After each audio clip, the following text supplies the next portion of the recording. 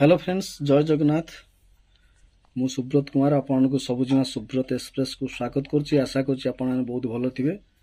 आज मु गोटे कथा शेयर करने चाहे मो सहित जो भाई गोटे ठकामी है आउ भगवान ही से कथा देखुं उपरवाला अच्छा केवल किसी लोक मान ठकामी शिकार मुझे मो जीवन में बहुत दुख आ कष्ट मु सही सारे आमती गोटे परिस्थिति में आज पशिची जे पड़ जाइए गोटे एमती परिस्थिति गोटे कथा अच्छी जो दुख पड़े ना से माने सब प्रकार दुख गोटे समय ही पड़ था।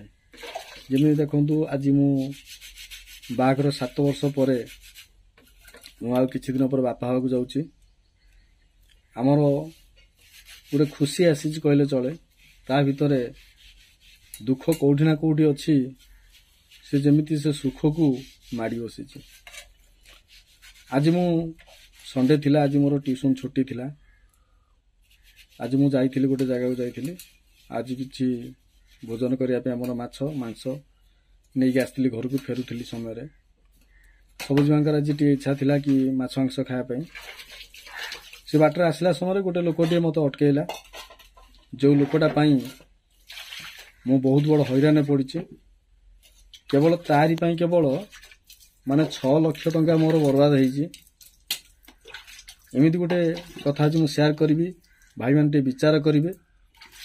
आ खंडामरार समस्त बुद्ध वृद्धा आ समस्त गुरुजन आउ मोर प्रिया प्रीति आत्मीय समस्त मोर रिक्वेस्ट करुच्ची भिडियोटा को भल देखिए विचार करेंगे तापर भूल ठीक कौन सेटा कहिबे।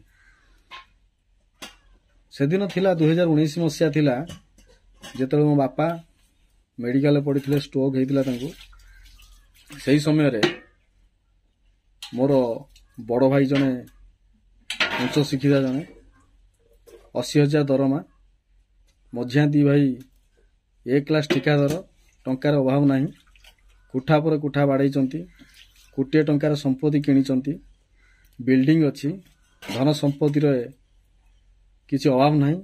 यही गाँव लोक मान मु शुणी चलाचल बहुत अचल चलाचल तांकर उभा जेते पोता सेते बोली कहा जाए। भगवान से बहुत खुशी रखिंट मुझे खुशी मो भाई माने खुशी रुहतु से किसी जायस ना। किंतु किसी थर्ड पर्सन लोक अच्छा जो लोक माने निज घर कथा न बुझिकी पर घर कथा बुझती। आम गाँव जड़े व्यक्ति मु डायरेक्ट ता ना मेंशन करुच्ची सदानंद भूया से लोक ना हूँ सदानंद भूया। से लोक सहित मोर कौन संपर्क ना कि मु ता सहित कौन कथबार्ता वार्तालाप करे ना। गत किछि दिन है से मत फॉलो करुच्ची मु ता गाड़ी नहीं जाऊँगी से मत डाके मु थोड़े मो शाड़ी की नहीं जाऊँगी सांगे मत डाकी थे आउ थे डाकी आज से मत मो गाड़ी की अटकेला मु रही मु रही मत से 20,000 टका मागिला जे मु घर करुच्ची मत 20,000 टका दिए। बोल मो बाहर ना मोर बर्तमान असुविधा चलती कहीं मो स्त्री प्रेग्नेंट अच्छी तार डेलीवरी समय है अगस्ट 23 तारिख जहाँ मत किसी टंका संचय कर रखा पड़ो ना आजिका डेट जो भाया है कहीं तुमको टंकाटा देवेनि। आज टंकार महत्व कौन बुझुची दिन थिला टंका रोजगार करुली जे जहाँ मागुला दे दौली क्या केवे मना करनी। विपद आपद झड़ी समय मु लोक मान साहाय्य करिछि किंतु आज पर्यंत मु मात्र 2-3 लोक साहाय्य पाई ना मु काठर साहाय्य पाइनि। किंतु आज कहवाई मत दुख लगुच से लोकटी अटकेला मत टंका मागिला मुझे तू अन्य क्या मागुनु ना से मो डायरेक्ट मो भाई मान कथा कही कि से भारी अभाव अच्छा मत हस माड़ी से समय आउ मत कहला तू मोरी तू 2 लाख टका पाई से जो 2 लाख टका कौन मुझे बुझाऊे। जेतले 2019 मसीह बापा मेडिकल पढ़ी से मो पाखे ये ट्यूशन करुच्ची बीएड करी मुझे मु टंका 40-50 हज़ार टका खर्च करी मो पाखे एत टंका नाला आ मु फेसबुक रे काम करे तादर मु किछि पैसा पाई आ किछि पैसा मोर थिला मुझे शुणिली मो बापा पढ़ी कटक मु अवहेला नक मो पाखे जो 20-30 हज़ार टका थिला ताकू नहीं मु पळाइथिली मो मिसेस सहित मु जाइथिली आउ मु केबे टंका को बड़ करिनी मो बापा पाखरे आ मु जाइथिली आ टंका मध्य मु खर्च कर देइथिली। तापरे 2-3 ଦିନ ପରେ ମୋ ଭାଇମାନେ ଆସିଥିଲେ। ତାପରେ ମୁଁ ଗାଁକୁ ଆସିଲି। ତାପରେ କିଛି ଦିନ ପରେ ଶୁଣିଲି ଯେ ବିଲ ବିକ୍ରି ହେବ ବୋଲି। ଦିନେ ମୁଁ ଯେତେବେଳେ ମୋର ଗ୍ରାଜୁଏସନ୍ ପାସ୍ କଲି ସେତେବେଳେ ମୋର ଅଧିକ ଟଙ୍କା ଲାଗୁଥିଲା। ମୋର ସ୍ୱପ୍ନ ଥିଲା ମୁଁ ସିଏସ୍ କରିବି ବୋଲିକିରି, ଆଉ ନହେଲେ ଚାର୍ଟାର୍ଡ କରିବି ବୋଲି ମୋର ଭାରି ଇଚ୍ଛା ଥିଲା। କିନ୍ତୁ ଅଭାବ ଅନାଟନରେ ପଡ଼ି ମୋ ସ୍ୱପ୍ନକୁ ମୁଁ ପୂର୍ଣ୍ଣ କରିପାରିନି। ମୁଁ ସେତେବେଳେ ସମୟରେ ପ୍ରସ୍ତାବ ଦେଇଥିଲି କି ନିମପୁରରେ ଥିବା ଜାଗାଟିଏ ବିକ୍ରି କରିବା ପାଇଁ, ଯେଉଁ ସମୟରେ କି ସେ ଜାଗାର ଦାମ ଥିଲା 20 ଲକ୍ଷ ଟଙ୍କା। ସେତେବେଳେ ମୋର ଭାଉଜମାନେ କହିଥିଲେ ଜାଗା କ'ଣ କିଣା ହେଇଛି କ'ଣ ବିକ୍ରି ହେବା ପାଇଁ, ଘର କରିବା ପାଇଁ ଜାଗା ଅଛି, ସେ ଘର ଜାଗାରେ ଘର ହେବ, ବିକ୍ରି ହେବ ନା। କିନ୍ତୁ ମୁଁ ଗୋଟେ ବଡ଼ ପ୍ରଶ୍ନ ବାଢ଼େ, ଗୋଟେ ଭାଇ 80,000 ଟଙ୍କା ଦରମା ପାଉଛି, 2ଟା ଭାଇ ଠିକାଦାର ଅଛନ୍ତି, ଲକ୍ଷାଧିକ ଟଙ୍କା ରୋଜଗାର କରୁଛନ୍ତି, କ'ଣ ତାଙ୍କ ପାଖରେ ଟଙ୍କା ନଥିଲା ବାପାକୁ ଭଲ କରିବା ପାଇଁ? ଆଉ ବାପାର ଏହି ସମୟରେ ବିଲ ବିକ୍ରି କରିକି ଭଲ କରିବାଟା କ'ଣ ଠିକ୍ ଥିଲା? ଯଦି ବିଲ ବିକ୍ରି ହେଲା, ମୁଁ ସାନ ଭାଇ, ଆଜି ସେଇ ସଦାନନ୍ଦ ଭୂୟାଁ ଜଣକ ମୋତେ କହିଲେ ତୁ ହେଲୁ ସାବତ ଭାଇ। ମୋତେ ସାବତ ଭାଇର ପରିଚୟ ଦେଲା ସେ ଗୋଟେ ଥାର୍ଡ ପର୍ସନ ଲୋକ, ମୋ ଗାଁର ଗୋଟେ ଲୋକ ନା, ମୋ ପରିବାର ସେ କି ବ୍ୟକ୍ତି ନା, ମୋ ଘରର ସେ ଗୋଟେ ଅଂଶୀଦାର। ନିଜ ଘର ପଛକେ ଭାସି ଯାଉଛି, ନିଜର ବାପା ମାଙ୍କୁ ପଛେ ସେ ନ ପଚାରୁ, ମା ବାପଙ୍କୁ ଖାଇବାକୁ ଦେଲା ନା, ରାତି ଅଧରେ ବାଡ଼େଇଲା, ମା ବାପ ଯାଇକିରି ମାନେ କୁଆଡ଼େ ଗଲେ ତା ଠିଟୁଆ ନାହିଁ। କିନ୍ତୁ ସେଇ ବ୍ୟକ୍ତି ମୋତେ ଆଜି ପାଠ ପଢ଼ଉଛି, କହନା ତୁ ହେଉଛୁ ସାବତ ଭାଇ। ମୁଁ କେବେ ହେଲେ ମୋ ଭାଇମାନଙ୍କୁ ସାବତ ଭଳିଆ ଦେଖିନଥିଲି, କିନ୍ତୁ ଆଜି ମୁଁ ଠିକ୍ ବୁଝିପାରିଛି କି ସେଇ ଭାଇମାନେ ମୋତେ ସାବତ ବୋଲି ଦେଖନ୍ତି। ଯଦି ମୋତେ ସାବତ ବୋଲି ଦେଖିନଥାନ୍ତେ, ଆଜି ସେ କହିଲା କି ତୋ ନାଁରେ ସେ ଜାଗା କରିଥିଲେ। ମୁଁ ଭାଇ ଦର୍ଶକ ବନ୍ଧୁମାନଙ୍କୁ ପଚାରିବି, ମୋ ୟୁଟ୍ୟୁବରେ ଯେଉଁ 6,000 ସବସ୍କ୍ରାଇବର ଭାଇମାନେ ଅଛନ୍ତି, ସାବତ ଭାଇ ଯିଏ, ସେ ଟଙ୍କାଟା ଦେଇନି, ଛୋଟ ଥିଲା, ତା ନାଁରେ ତମେ ଜାଗା କରିଥିଲ। ଯଦି 32 ଲକ୍ଷ ଟଙ୍କାର ବିକ୍ରି ହେଲା, ମୋତେ 2 ଲକ୍ଷ ଟଙ୍କା କାହିଁ ଦେଲ? ମୋତେ ଟୋଟାଲ ଦେଇନଥାନ୍ତା। ଆଜି 2 ଲକ୍ଷ ଟଙ୍କା ଦେଇକିରି ତମେ ଯେଉଁ ବାହା ବୁଲଉଛ କି ଆମେ ଗୋଟେ ପୁଣ୍ୟ କାର୍ଯ୍ୟ କରିଛ, କିନ୍ତୁ ଏଟା ପୁଣ୍ୟ କାର୍ଯ୍ୟ ନୁହେଁ, ଗୋଟେ ପାପ କରିଛ। ତମେ ଗୋଟେ ସାବତ ଭାଇର ପରିଚୟ ଦେଇଛ। ଆଉ ବାପ ଯେତେବେଳେ ପଢ଼ିଲା, ମୋ ବାପା ଯେତେବେଳେ ପଢ଼ିଲେ, ସେତେବେଳେ 4 ଜଣ ବୋହୂ, 4 ଜଣ ଭାଇ, ତା ଦେହରୁ ବାପା ପାଖରେ କେତେ ଜଣ ଥିଲେ? ବାପାର ଝାଡ଼ା ପରିସ୍ରା କିଏ ସଫା କରୁଥିଲା? 2 ବର୍ଷ କାଳ ସବୁଜିମାଙ୍କୁ ସେତେବେଳେ ସମୁଦାୟ 19 ବର୍ଷ ହେଇଥାଏ। ଝାଡ଼ା ପରିସ୍ରା ସଫା ଯେଉଁ ସମୟରେ ସେ ହସି ଖେଳିକି ନାଚିବା କଥା, ସେ ସମୟରେ ସେ ଶ୍ୱଶୁରର ସେବା କରିବା ପାଖକୁ କେହି ନଥିଲେ। ଭାରି ଦୁଃଖ କଷ୍ଟରେ ସେ ସମୟ ଯାଇଛି। ମୋ ବାପାଙ୍କର ବହୁତ ବଡ଼ ସ୍ୱପ୍ନ ଥିଲା ଗୋଟେ ଗାଡ଼ି କରିବା ପାଇଁ। ମୋ ମଝିଆ ଭାଇ ଗୋଟେ ଗାଡ଼ି ଆଣିଥିଲା, ତାକୁ ନେଇ ଶ୍ୱଶୁର ଘରେ ରଖିଦେଇଥିଲେ, ଯେଉଁଟା ବାପାକୁ ଭାରି କଷ୍ଟ ହେଇଥିଲା। ବାପା ପଡ଼ିଥିଲା ଅବସ୍ଥାରେ ମୋତେ କହିଲେ ତୁ ଗୋଟେ ଗାଡ଼ି କିଣ, ତୁ ଗାଡ଼ି କିଣିଲେ ମୁଁ ଯାଇକିରି ଖାଇବି, ନହେଲେ ନାହିଁ। ସେଦିନ ରାତିରେ ମୁଁ ଆଉ ମୋ ପାଖରେ ଟଙ୍କା ବି ସେତେ ନଥାଏ। ଯେଉଁ 2 ଲକ୍ଷ ଟଙ୍କା ମୋତେ ଭାଇମାନେ ଦେଲେ 32 ଲକ୍ଷରୁ, ତାକୁ ନେଇକି ମୋ ବ୍ୟାଙ୍କରେ ଫିକ୍ସ ମାରିଥାଏ। ମୋ ପାଖରେ ଏ ଟ୍ୟୁସନ୍ କରିକି ସନ୍ଧ୍ୟା 40-50 ହଜାର ଟଙ୍କା ଥାଏ। ଆଉ 40-45 ହଜାର ଟଙ୍କା କରଜ କରି ଗୋଟେ TVS ନେଟୱାର୍କର ଗୋଟେ ଗାଡ଼ି କିଣିଥିଲି। ତା ମଧ୍ୟ ପଚାରିତ ହୋଇଥିଲା କି ମୋତେ ଭାଇମାନେ କିଣି ଦେଇଛନ୍ତି ବୋଲିକିରି। ତା ସୁଝିବା ପାଇଁ ମୋତେ 1 ବର୍ଷ ଲାଗିଯାଇଥିଲା ସେ ପଇସାକୁ। ଆଉ ବାପା ପଛରେ ଯେଉଁ ଟଙ୍କା ଖର୍ଚ୍ଚ ହେଇଛି, ମୁଁ କହୁଛି, ସେତେବେଳକୁ ସେ ଜାଗା କିଣା ହେଇଥିଲା 90,000 ଟଙ୍କାର ଜାଗା କିଣା ହେଇଥିଲା। ମୋ ନାଁରେ ଜାଗା ନ କରିବାରୁ ମୋ ବାପା 50,000 ଟଙ୍କା ଦେଇଥିଲେ କେବଳ ମୋ ନାଁରେ ଜାଗା ଖଣ୍ଡେ ହଉ ବୋଲି, ଯାହାଫଳରେ ସେମାନେ ମୋ ନାଁରେ ଜାଗା କରିଥିଲେ। ଯେତେବେଳେ ମୁଁ ନାବାଳକ ଥିଲି, ମୋର ଉତ୍ତରାଧିକାରୀ ଥିଲେ ବର୍ଦ୍ଧାକାନ୍ତ ଭୂୟାଁ, ମୋ ବଡ଼ ଭାଇ। ତାପରେ ମୋତେ ତା 18 ବର୍ଷ ହେଲା, ଅଟୋମେଟିକାଲି ସେ ଜାଗା ମୋ ନାଁରେ ହେଇଥିଲା। କିନ୍ତୁ ମୁଁ ଗୋଟେ ମାନେ ପଶିଗଲି, ଗୋଟେ ଠକାମିରେ ଗୋଟେ ଶିକାର ହେଲି। ଯେତେବେଳେ ମୋ ବାପା ପଡ଼ିଥିଲେ ଅପରେସନ୍ ହେବା ପାଇଁ, ପାଖାପାଖି ଟଙ୍କା 2 ଲକ୍ଷ ଟଙ୍କାର ଆବଶ୍ୟକ ହେଉଥିଲା, ଠିକ୍ ସେହି ସମୟରେ ଭାଇମାନେ ଜାଗା ବିକିବା ପାଇଁ ନିଷ୍ପତ୍ତି ନେଇଥିଲେ। କିନ୍ତୁ ଏଇଟା କାହାର ଚକ୍ରାନ୍ତ ତାହା ସମୟ ତ କହିବ। କିନ୍ତୁ ଭାଇମାନେ ଗୋଟେ କଥା ଚିନ୍ତା କର, ଗୋଟେ ଭାଇ 80,000 ଦରମା ପାଉଛି, ଗୋଟେ ଭାଇ, 2ଟା ଭାଇ ଲକ୍ଷାଧିକ ଟଙ୍କା ରୋଜଗାର କରୁଛନ୍ତି, କୋଟିଏ ଟଙ୍କାର ସମ୍ପତ୍ତି କିଣୁଛନ୍ତି, ଫ୍ଲାଟ୍ କିଣୁଛନ୍ତି, ଘର କରୁଛନ୍ତି 18 ଲକ୍ଷ 20 ଲକ୍ଷ ଟଙ୍କାରେ। କ'ଣ ସତରେ କ'ଣ ତମ ଘରେ 2 ଲକ୍ଷ ଟଙ୍କା ନଥିଲା ବାପାଙ୍କୁ ଭଲ କରିବା ପାଇଁ? ତାହେଲେ ଇଏ ଜାଗା ବିକ୍ରି ହେଲା। ମତେ ମୋ ମା ଫୋନ କରି କହିଲେ ତୁ ସାଇନ୍ ମାରିଦେ। ଆଉ ମୁଁ ବାଧ୍ୟ ହେଇକିରି ମୁଁ ସାଇନ୍ ମାରିଲି। କ'ଣ ପାଇଁ ନା ମୁଁ ଦେଖିଲି ଯଦି ମୁଁ ସାଇନ୍ ନ କରିବି ତାହେଲେ ସେ ବାପାଙ୍କୁ ଅପରେସନ କରିବେ ନାହିଁ। ଆଉ ମୁଁ ସାଇନ୍ ମାରିଲେ ଟଙ୍କା ଆସିଲେ ଅପରେସନ ହେବେ। ସେତେବେଳେ ମୋ ମା କହିଥିଲେ ତତେ ସେ ଯାହା ଦେବେ ତୁ ରଖିବୁ, ତୁ ଆପତ୍ତି କରିବୁ ନାହିଁ। ସେଇଭଳିଆ ମୁଁ ଯାଇଥିଲି, ଆଖି ବୁଝିକି ସାଇନ୍ କରିଥିଲି। ଠିକ୍ ସେଇ ସମୟରେ ଗୋଟେ ଘଟଣା ଘଟିଥିଲା ତହସିଲ ଅଫିସ ପଟ୍ଟାମୁଣ୍ଡେଇରେ। ଯେତେବେଳେ ଆମ ଜାଗା ବିକ୍ରି ହେଲା ସେଇ ସମୟରେ ଯେତେବେଳେ ତହସିଲଦାର ତା ପଚାରିଲେ ସମସ୍ତେ ଟଙ୍କା ପାଇଛ, ସେତେବେଳକୁ ମୋ ଭାଇମାନେ ମୋତେ କହିଥିଲେ କି ଯେତେବେଳେ ତତେ ପଚାରିବେ ତୁ କହିବୁ ହଁ ଆମେ ପାଇଛୁ ବୋଲିକି। ମୁଁ ଦେଖିଲି ହଉ ଠିକ୍ ଅଛି, ମୁଁ ହଁ କହିଦେଲି। ମୋ ଆଶା ଥିଲା କି ମୋ ଭାଇମାନେ ମୋତେ ଠିକ୍ ଟଙ୍କା ଦେବେ ବୋଲିକିରି। କିନ୍ତୁ ମୁଁ ଯେତେବେଳେ ପଚାରିଲି କେତେ ଟଙ୍କାରେ ବିକ୍ରି ହେଇଛି, ମୋତେ କିଏ କହିଲା 16 ଲକ୍ଷରେ ବିକ୍ରି ହେଇଛି, ତ କିଏ କହିଲା 17 ଅଧାରେ ବିକ୍ରି ହେଇଛି, କିଏ କହିଲା 18 ଲକ୍ଷରେ ବିକ୍ରି ହେଇଛି। କିନ୍ତୁ ଯେଉଁ ଲୋକ ମାଧ୍ୟମରେ ବିକ୍ରି ହେଲା ସେ କଥାବାର୍ତ୍ତା ହେଉଥିଲେ, ମୁଁ ଶୁଣି ପକେଇଥିଲି କି 32 ଲକ୍ଷ ଟଙ୍କାରେ ବିକ୍ରି ହେଇଛି ବୋଲି। ତାପରେ ସେଇଠୁ ମୋତେ ଟିକେ ଅଳୁଆଡ଼ୁଆ ଲାଗିଥିଲା। ତାପରେ ବି ମୁଁ ସେମାନଙ୍କୁ ପଦେ ବି ଜବାବ ଦେଇନଥିଲି, ଆଜି ପର୍ଯ୍ୟନ୍ତ ଦେଇନଥିଲି। ଆଜି ମୁଁ ଭିଡ଼ିଓ ଏଇଥିପାଇଁ କଲି, ଯେଉଁ ସଦାନନ୍ଦ ଭୂୟାଁ ବୋଲି ଗୋଟେ ବ୍ୟକ୍ତି ଜଣକ ଅଛନ୍ତି, ସିଏ ମୋତେ ଆଜି ଯୁକ୍ତିତର କଲେ ଯେ ତୋର ଟଙ୍କାଟା ପାଇବାର ହେଉନଥିଲା, ତୁ କ'ଣ ଜାଗା କିଣିଲା ବେଳେ କ'ଣ ଟଙ୍କାଟା ଦେଇଥିଲୁ? ତତେ ସେମାନେ ଦୟାରେ 2 ଲକ୍ଷ ଟଙ୍କା ଦେଇଛନ୍ତି। ମୁଁ ଆଜି ପର୍ଯ୍ୟନ୍ତ କାହା ଦୟାରେ ଚଳିନି। ଭଗବାନ କହିଛନ୍ତି କର୍ମ କର ଖାଅ। ମୁଁ ପ୍ରକୃତରେ ଏଇଟା ମୋ ପ୍ରତି ଦୟା ହେଇଛି କି? ମୁଁ ଦିନେ ମୋ ବାପାଙ୍କୁ ପଚାରିଲି, ବାପା ମୁଁ ତ ଟଙ୍କାଟା ଦେଇନଥିଲି, ସେମାନେ ମୋ ନାଁରେ କାହିଁକି ଜାଗା କଲେ? ବାପା କହିଲେ ପ୍ରକୃତରେ ସେମାନେ ତୋ ନାଁରେ ଜାଗା କରିନାହାନ୍ତି। ମୁଁ 50,000 ଟଙ୍କାର ମାଟି ପକେଇବାରୁ 90,000 ଟଙ୍କାର ସମ୍ପତ୍ତି, ମୁଁ 50,000 ଟଙ୍କା ପକେଇବାରୁ ତୋ ନାଁରେ ଜାଗା ହେଲା। ତାହେଲେ ଠିକ୍ ଅଛି।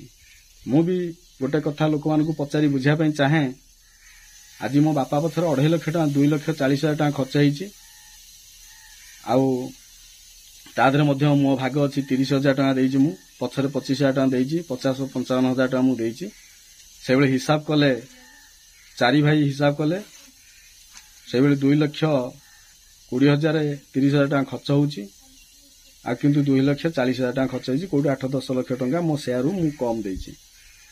କିନ୍ତୁ ମୋତେ ଗୋଟେ ହିସାବରେ କୋଉଟା କୁହନ୍ତୁ ମୋର ଗୁରୁଜନ ଭାଇ ବନ୍ଧୁମାନେ, ମୋ ପ୍ରତି ଯେଉଁ 2 ଲକ୍ଷ ଟଙ୍କା ମୋତେ ଯେଉଁ ଦେଲେ ସେଇଟା ମୋ ପ୍ରତି ନ୍ୟାୟ ହେଇଛି ନା ଅନ୍ୟାୟ ହେଇଛି?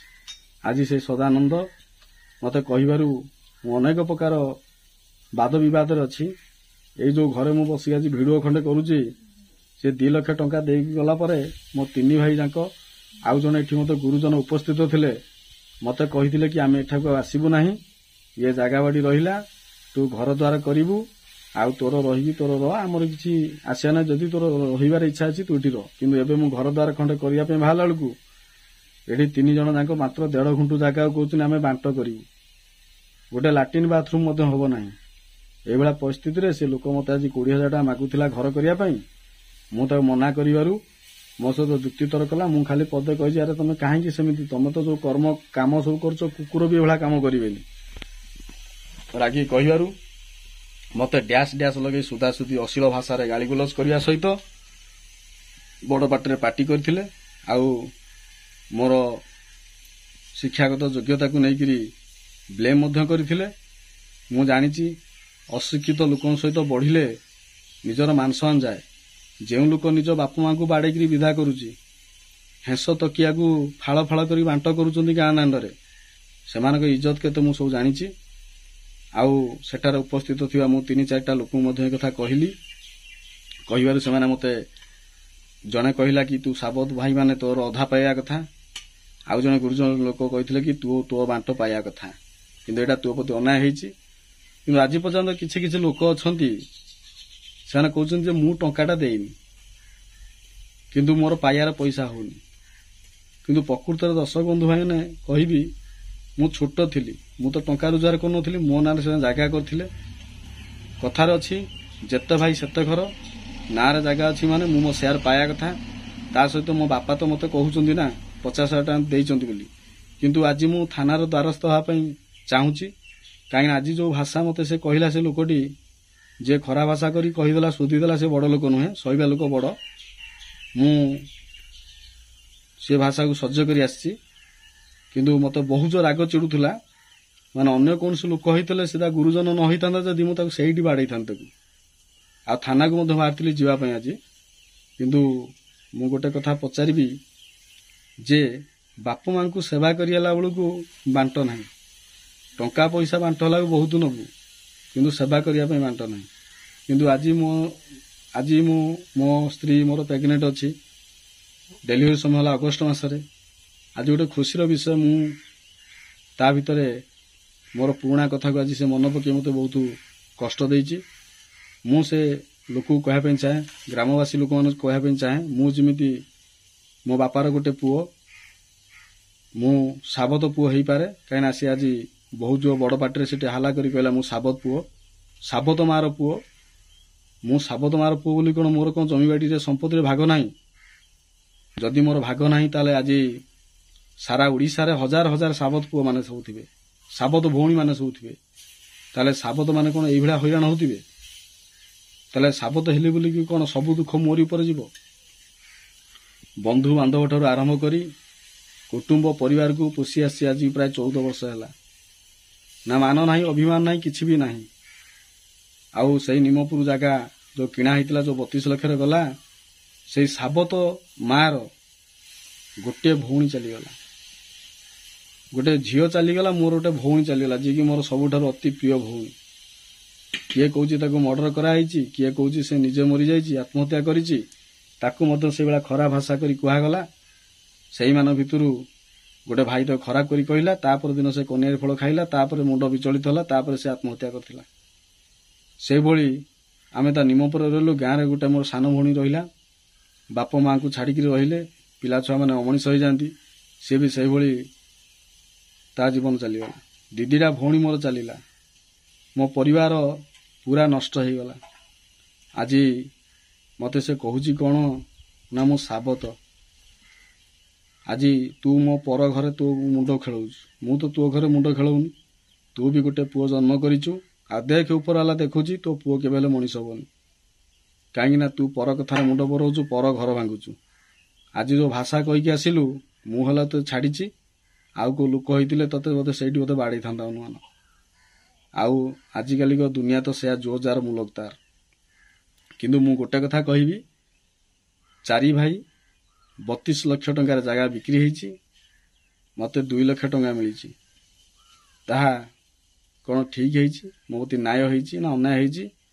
एटा आपण मानक ऊपर मु विचार छाड़ीदेली आ जदि ए गाँव रे ए वीडियो देखुथिया लोक माने जदि सतर प्रकृतर जदि मनुष्यत्व ज्ञान थिबो सेमानकर विचार करिवे बापांकर देह खराब होवा ठारू मृत्यु पर्यंत मोरी पाखरे थिले चारि पुओ बापांकर स्वप्न थिला गोटे घर द्वार गोटे से करिथांते आउ तांको स्वप्न स्वप्न रहीगला आउ छाड़ कौन कह माँ कथा कौन कहबी आ जदि सी जदि मनीष होता ना आज एत कथा मत देखा पड़ता ना जहाँ कथा को मानिक आखि बुझिकी साइन करी सी आज भी मो सहित छलना कला आउ मो सहित जमी लोक मैंने लगुच किए केतबले मो ट्यूशन उपर लगुच किए केतबले मो ट्यूशन भांगिया योजना करुच्ची सामान केटा पिला पढ़े केटा रोजगार करुच्ची ताकू भांगिया भी लोक योजना कर कौ माने सरकारी चाकरी करी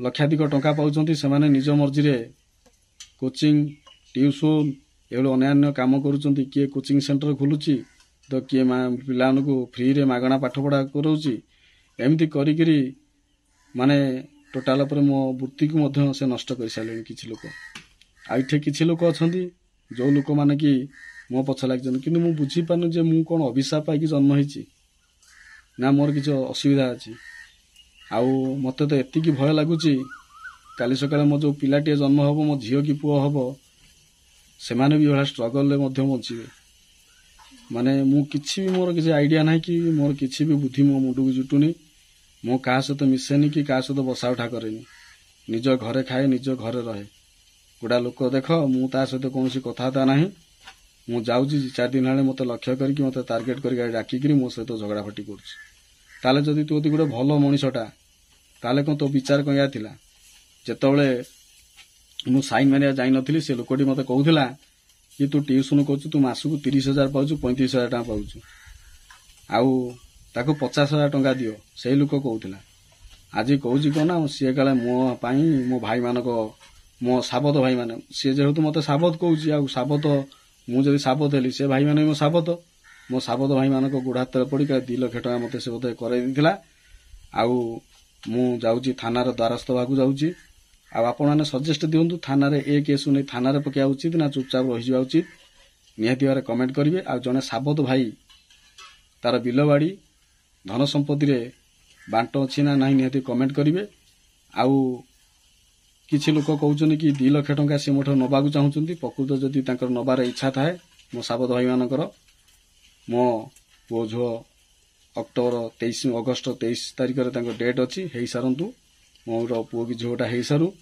से केबे गाँ को आसंतु गाँ रे 120 घर को मु बसैबी आ निसाब करैबी आ जदि 2 लाख टका तांकर नबार होतबो से नै जिवे आ जदि 6 लाख टका तांकर दबार होतबो से देई देबे से 6 लाख टका रु मु 2 लाख टका जदि मते से 6 लाख टका जदि मोर पायार होइबा से जदि 6 लाख टका मते दियंती मु आम गाँ रो विभिन्न प्रकार मंदिर देवादेवी को मु 2 लाख टका दान करिबी जदि गाँ लोक माने मते उचित न्याय दियंती आशा करछि कि आपण मानकु निहाती बारे भिडियोटी भलो लागिथिबो निहाती भाबरे दुखदायक हेई पारे किंतु भाई माने गुटे रिक्वेस्ट करिवि कि मते किछि सॉल्यूशन दियंतु मते कोन से सॉल्यू माने मते टोटल ऊपर चिंता रे मो मुंडो कोन हेउछि माने विभिन्न प्रकार लोक लागि पड़चंती मते से जो अश्लील भाषा कहउतिला मो जगह आउ जे थांता ताको से मर्डर कर दै थांता आउ कुरुंटी मझा मझी जगह से आउ सेठी मधे 4-5टा लोक उपस्थित थिले को भली भाषा से कहउतिला आउ सेई भलिया लोकंकु